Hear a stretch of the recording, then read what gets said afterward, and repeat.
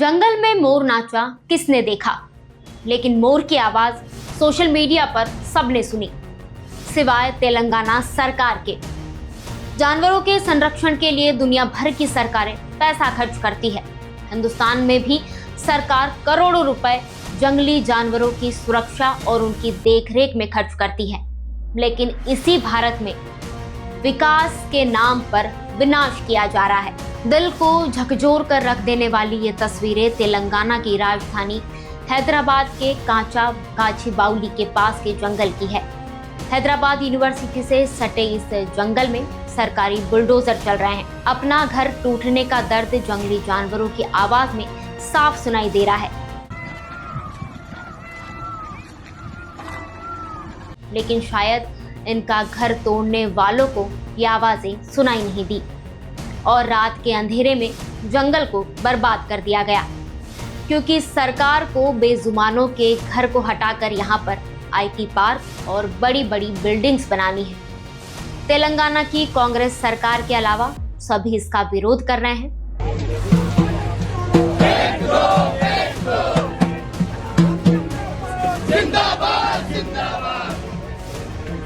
तेलंगाना सरकार हैदराबाद यूनिवर्सिटी से सटी 400 एकड़ जमीन पर एक आईटी पार्क स्थापित करने की योजना पर काम कर रही है। 400 एकड़ भूमि की प्रस्तावित नीलामी से राज्य सरकार को 10,000 से 15,000 करोड़ रुपए की आमदनी होने की उम्मीद है।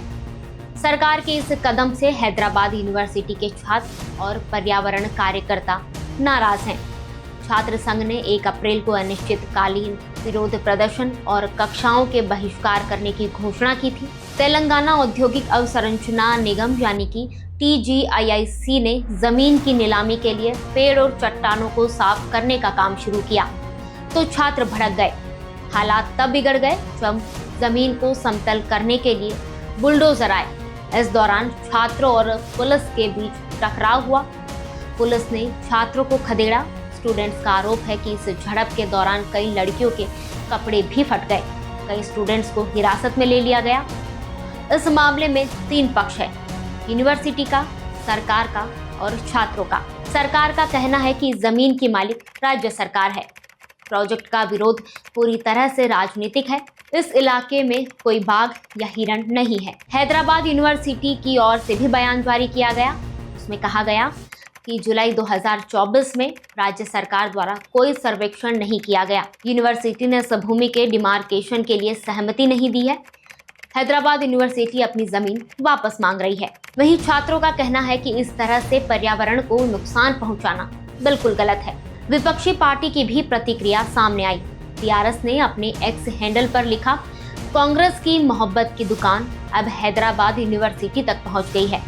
राहुल गांधी हाथ में संविधान लेकर उपदेश देते नजर आते हैं, जबकि उनकी सरकार इसके विपरीत काम कर रही है। कई सेलिब्रिटीज भी विवाद में कूद पड़े। राहुल गांधी को भी घेर कर पूछा जा रहा है कि क्या यही है मोहब्बत की दुकान। जंगल कटाई का ये मामला सुप्रीम कोर्ट में भी पहुंच गया।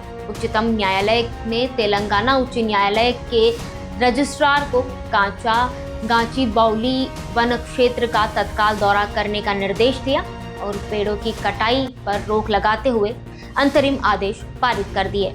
राहुल गांधी जो देश के कई मुद्दे उठाते रहते हैं, सरकार को घेरते रहते हैं, लेकिन इस मामले में वो बिल्कुल चुप है, क्योंकि तेलंगाना में कांग्रेस की सरकार है। इसलिए शायद उनको बेजुबानों की आवाज सुनाई नहीं दे रही। वहीं केंद्र सरकार की तरफ से भी इसको लेकर अभी तक कोई बयान सामने नहीं आया है। फिलहाल इस वीडियो में इतना ही। इस खबर से जुड़ी और भी अपडेट के लिए देखते रहिए, सुनते रहिए और पढ़ते रहिए नेशन मिरर।